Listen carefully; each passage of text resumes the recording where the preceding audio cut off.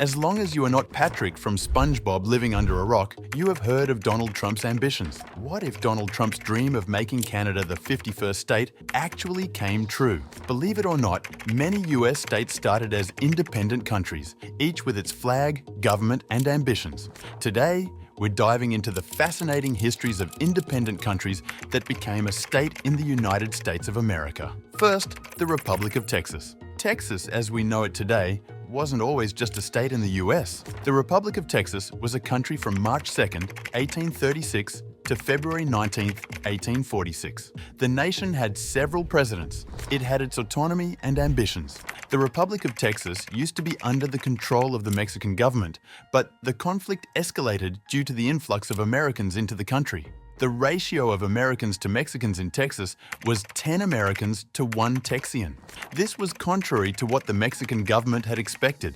They wanted the Americans to learn Spanish and integrate into their culture rather than remain Americans. A big mistake. However, it was too late already for anything to be done. The conflict of interest between the Americans and the Texians finally led to the Texas Revolution in 1835 to 1836. During the Revolution, both sides suffered devastating losses. Still, the Mexicans fared better until April 21, 1836, when the Americans finally arrested the then Mexican President General Antonio López de Santa Anna after his overconfidence caused him to relax against the Americans. Sam Houston had played mind games with Antonio López by pretending not to attack that day before the Americans finally ambushed the Mexican troops, leading to casualties on both sides.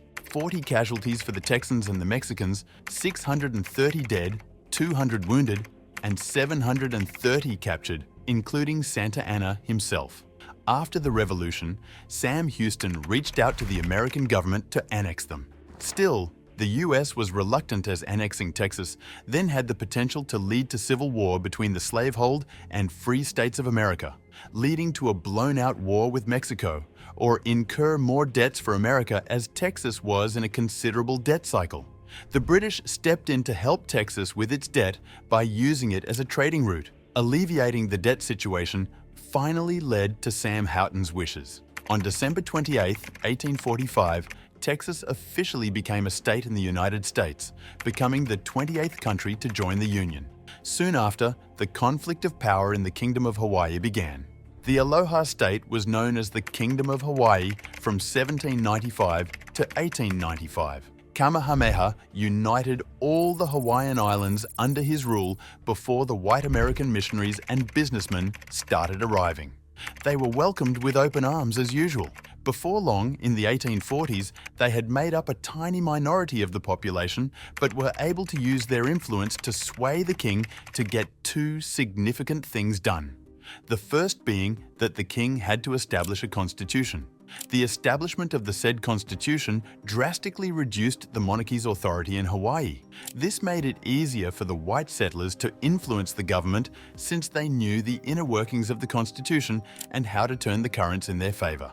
Unknowing to the king, the constitution laid the groundwork for what they really wanted, which was to claim most of the Hawaiian lands for themselves, turning Hawaii from a communally owned system to a capitalist system where more than half of the land was owned by the white settlers. Hawaiians were unfamiliar with this new system, and due to the strategic placements of the white settlers, the Hawaiians lacked resources and couldn't claim their land. As a result, white settlers acquired most of the land for sugar plantations, significantly increasing their influence and displacing many native Hawaiians.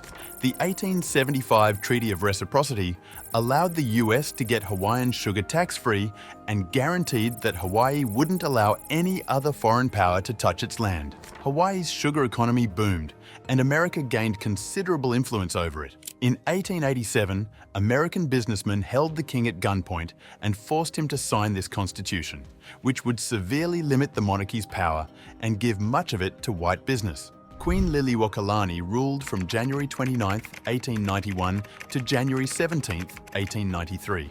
She tried to restore her and the Hawaiian people's authority.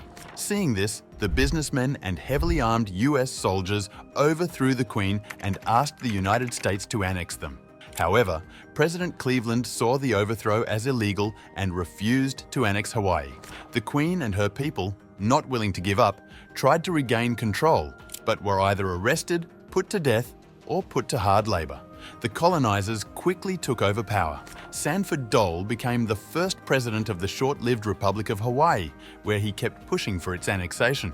In 1900, Congress created a territory of Hawaii, but it wasn't until 1959 that Hawaii became the 50th state of America.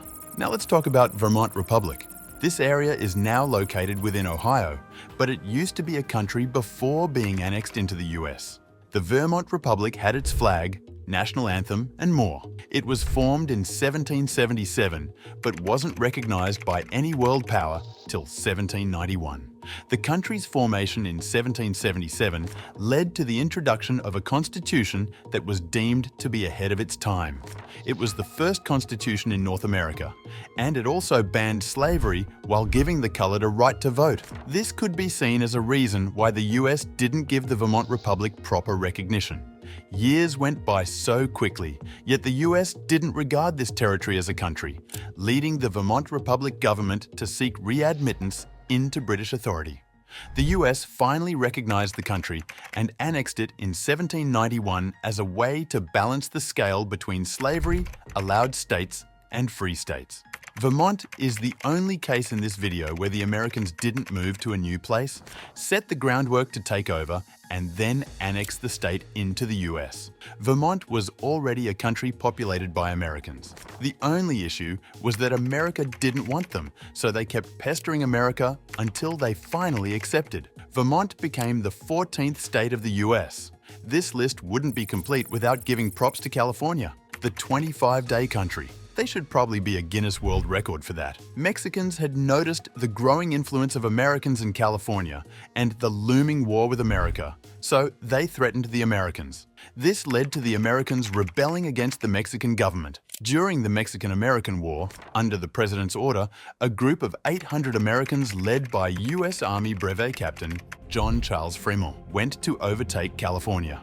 They committed a lot of atrocities on their way there. The 800 Americans soon arrived at the home of the retired General Vallejo. Knowing the Mexicans couldn't do much for them, Vallejo invited the Americans into his house.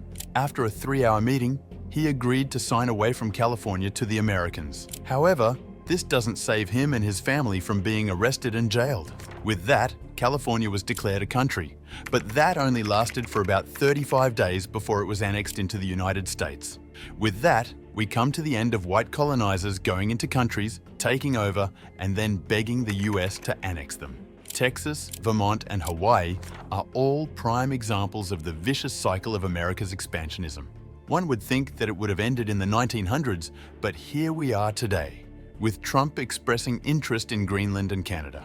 That isn't the solution to the inflation he promised the people of America.